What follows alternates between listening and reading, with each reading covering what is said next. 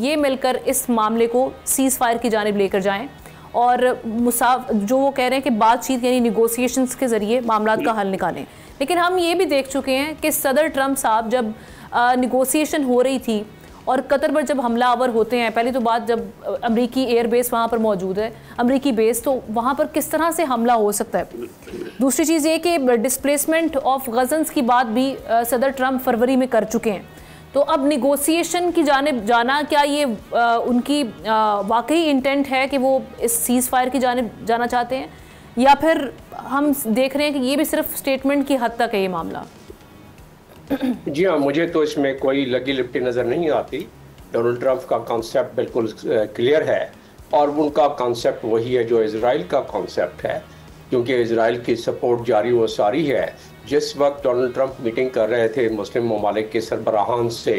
और NATO member जो Turkey उधर बैठा हुआ था उनके बराबर में, और उनके बैठने की वजह ये थी कि दो ही नेटो मेंबर वहाँ थे, एक अमेरिका और दूसरा तुर्की, इसलिए दोनों हेड टेबल पे बैठे हुए थे, हेड साइड पर, और बाकी सरबराहान अपने अल्फ़ाबेटिक लिहाज से बैठे हुए थे। और इसीलिए पाकिस्तान के प्राइम मिनिस्टर तीसरे नंबर पे, क्योंकि ABC के हिसाब से वो बैठते हैं।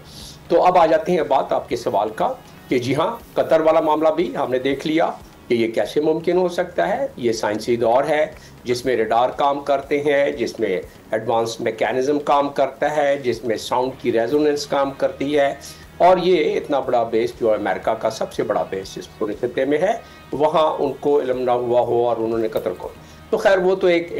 हमने डिस्कस कर लिया इससे पहले कई प्रोग्रामों में कि टोटल वो इंटरनेशनल कानून यानी कि अक़वाम मुत्तहिदा के चार्टर के आर्टिकल 2 सब जो 4 की खिलाफ वर्जी की, और कतर उसका जवाब नहीं दे सका। ज़ाहिर है कतर में वो सख्त नहीं है कि 51 आर्टिकल 51 के तहत जिस तरह ईरान ने जवाब दिया था या जिस तरह पाकिस्तान ने जवाब दिया था इंडिया को, उस तरह जवाब नहीं दे सका।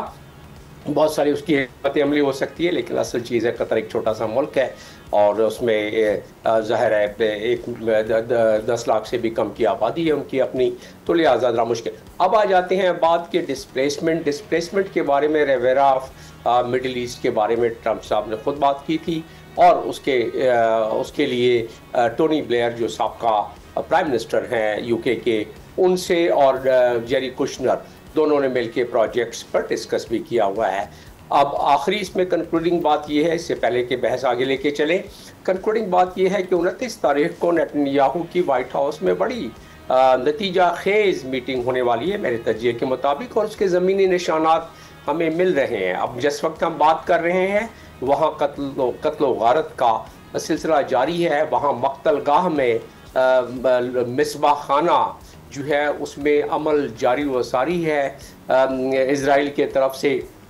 मैं चंद लम्हे पहले सुन रहा था, एक डॉक्टर वहाँ हैं, उनके सारी चीज़ें और जो नक्शा कसी उस डॉक्टर ने की वो हमें तो अंदाज़ा था, लेकिन क्योंकि ताज़ा मेरे जहन में है तो ज़ाहिर है दिल थोड़ा सा भारी हुआ है। तो वहाँ आप इंसानियत की जितनी भी धज्जी की तस्वुरात से कहीं आगे जाके वहाँ इस वक्त हो रहा है, जब UNGA की वहाँ सेशन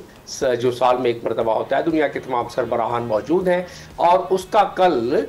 इंदिया दे दिया। डोनाल्ड ट्रंप की तकरीर में बड़ा क्लियर इंदिया था कि उन्होंने जब पूरी तमहीद बांधी कि मैंने 7 जंगें रुकवाई, जो कि सही है, इसकी हम इसका क्रेडिट देते हैं, लेकिन गज़ा तो बहुत छोटा सा इलाका है, 365 स्क्वायर किलोमीटर का इलाका है, उसमें तो जंग बंद कराना बड़ा आसान सा काम है। लेकिन सवाल ये पैदा होता है कि हम जिस तरह पहले भी जिक्र कर चुके हैं कि इजराइल का इतना ज़्यादा इन्फ्लुएंस है थ्रू इजरायली लॉबी, जिसमें किताबें मौजूद हैं, जिसमें आर्टिकल मौजूद हैं, जिसका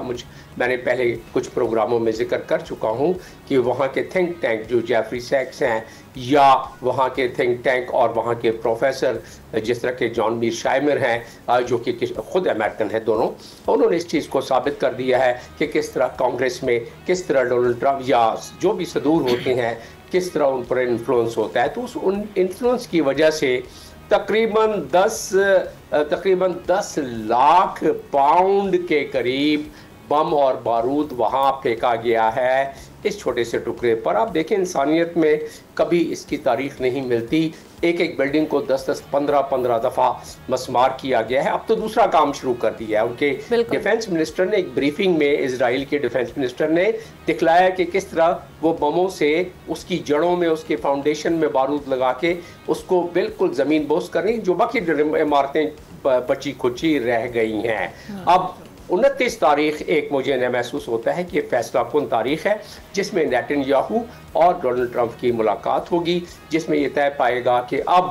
गजा में गवर्नेंस का क्या किया जाए, जिसकी कि कल जो मीटिंग हुई थी अरब सरबराहान से डोनाल्ड ट्रंप की, बाकी गुफ्तगू अपनी जगह पर, लेकिन उसमें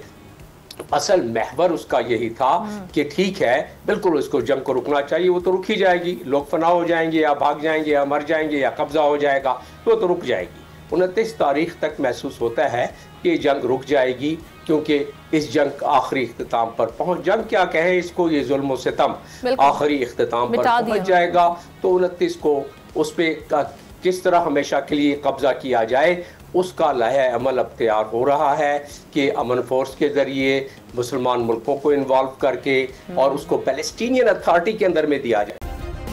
सब्सक्राइब करें और बेल दबाएं ताकि कोई खबर रह न जाए।